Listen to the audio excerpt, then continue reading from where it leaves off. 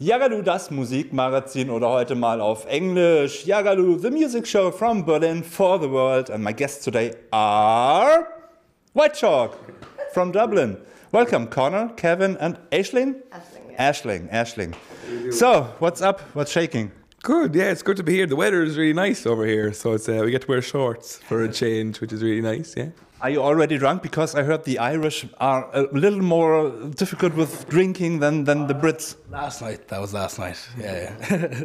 So you are in a good mood to play a show tonight in Berlin? Yeah, really looking forward to it, yeah. I'll hopefully see some familiar faces from the tour that we did with Ray Garvey, so I'm looking forward to that.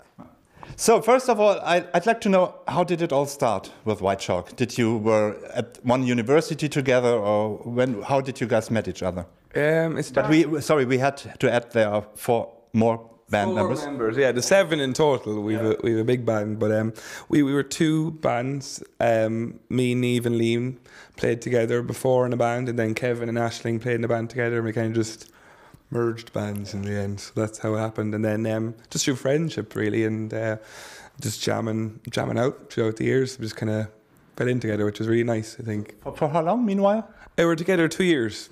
Yeah. So, but me and Niamh and Liam played for about 7 years together in various different bands, and same with Aisling and Kevin as well. So we've been going a while, but separately. But now 2 years together. Yeah. How did you come up with a band name? Because White Chalk is the one with for the cupboard, right? Well, actually, I don't know. So you can have that. Connor.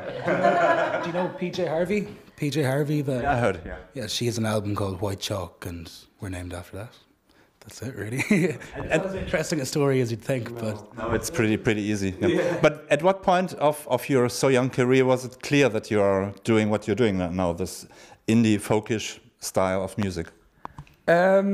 Well, I've always been writing songs and stuff, and so it just kind of, it's always something I've been doing anyway, so, and then they've been writing stuff as well, so it just kind of happened naturally, I suppose.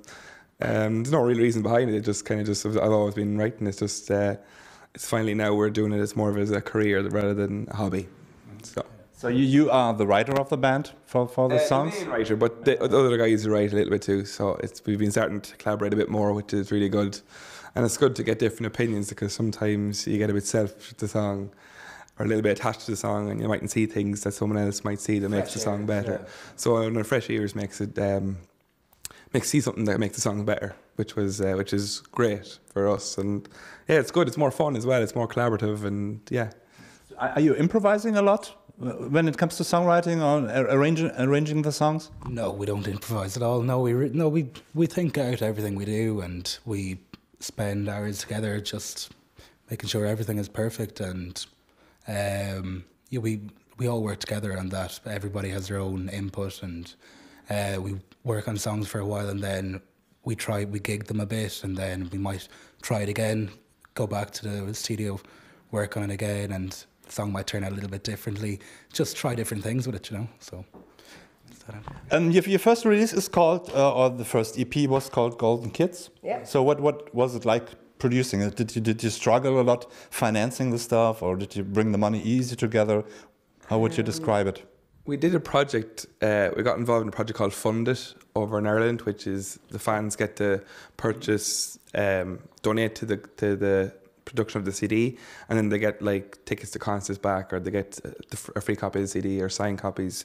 So that was really good. We raised money, and then we went over to London and recorded with a producer called Tom Fuller over there, who's an amazing producer, and he kind of honed in the sound that we wanted at the time. And then we worked back with Phil McGee, and another producer in Ireland, and it was amazing. We worked in a studio that Adele recorded in, a Coldplay and Florence and the Machine. It was really cool. We were kind of like didn't want to leave. You know, did you feel the atmosphere of it? It was definitely a lovely atmosphere, and I think the band, the Cooks, were in a room when we were recording and stuff, but I was too nervous to say hello. But it was a really historical building. It was really, really nice to record there. But that feels like so long ago now. That was about 2 years. We've definitely changed probably sound a bit since that record, because it was only kind of we were kind of only finding ourselves. We were very new as a band, and I think the new stuff we're writing at the moment is much more our style of music and what we want to kind of release out there. So But it was a great learning experience. It was kind of essential to go through that initial stage for that recording. But I'm really still kind of happy with it. It was good fun. I think the studio sounds a little bit like our Hansa studios here in Berlin. Yeah. They had David Bowie there, they had U2 there, they had Depeche Mode there. So it's probably the same style of studio. True. Like, it makes you just really inspired to kind of be better at performing and writing and stuff. And you definitely feel it in the walls. The stories in the walls there. Yeah. What would you say, Aisling? How would you describe the atmosphere in the studio? Are you pretty focused in the studio, and the songs are already done more or less, or? No, we go in and we're well rehearsed, so everyone knows what they're doing. But it's a real relaxed atmosphere, and it's not stress. It just never seems stressful. Everyone kind of only takes a few takes to record, and it's just a very natural thing. We love the studio. It's like one of our favorite things to do, and actually we're recording some stuff at the minute, and like so after Germany we've that to look forward to, so because we've a lot of songs that aren't recorded. But I think you need a pretty structure. I mean 7 people, different instruments and stuff. Yeah. That needs to be really like on point in time and everything. Yeah, what we've learned as well though is sometimes when we were recording in the past, we put everything in, throw all the eggs in the basket and throw all the instruments in. But I think now what we've done is what's best for the song is maybe to take out as much instrumentation as possible and leave space and room to breathe in the songs and put it in when it's needed to make it more epic and stuff. So we're kind of we're still learning as we go kind of, and it's but we love being in the studio. It's our favourite place to be probably, other than performing live as well. But it's no, it's really nice because it's real challenges you and it kind of focuses you to try and better each time. So it's really a good experience, yeah. As I'm working here in Berlin with a lot of newcomer bands also, what is your suggestion or recommendation for them? I mean, that you are now playing in Germany is quite a step for you as a band, I think. Yeah. So what would you recommend them for newcomers? What is your... Well, I actually got some good advice there a while ago myself, that people in Europe need to kind of think a bit more about, think in a similar way as people in America think about traveling. So people in America don't think twice about going from one place very far away, like from West Coast to East Coast or whatever. So, but then people find it difficult to get from, say, Ireland to Germany or Germany to Ireland or UK or whatever. So if people just kind of think, yeah, it's not that far away, it's fine, it's just 2 hours in a plane. So you can get there a lot easier and just travel around. Yeah.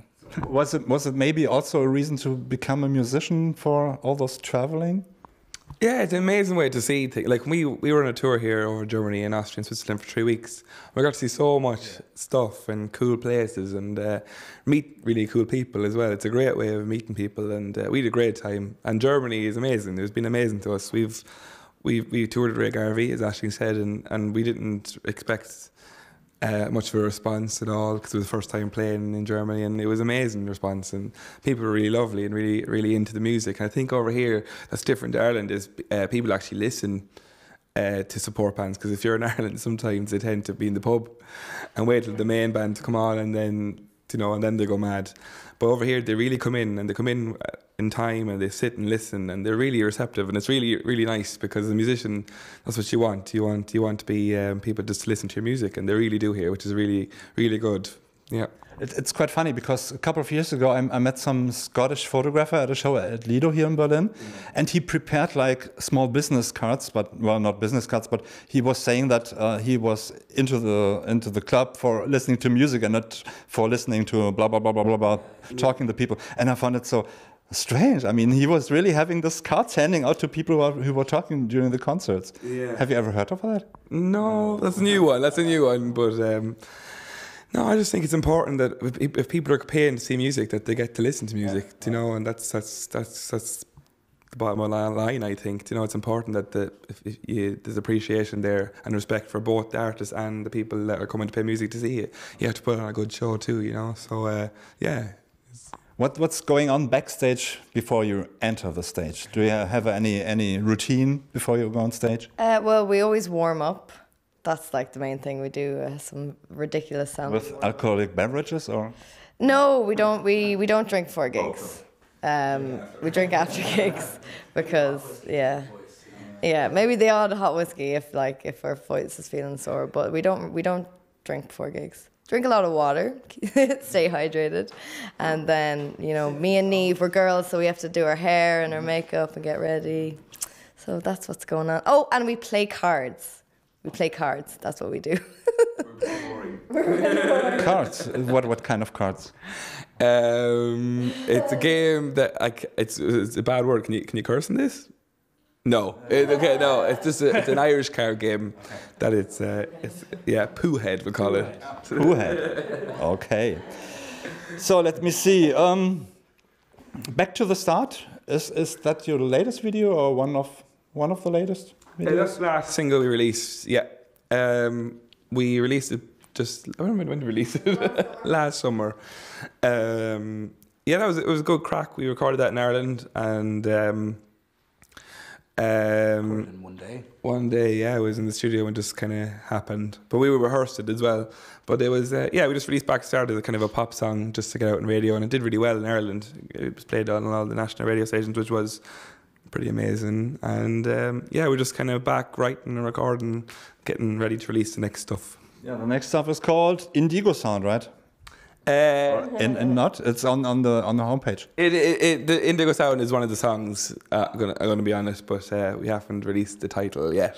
But I think it's a good start now to release the title now. The manager is sitting over there. Yeah. No, please don't.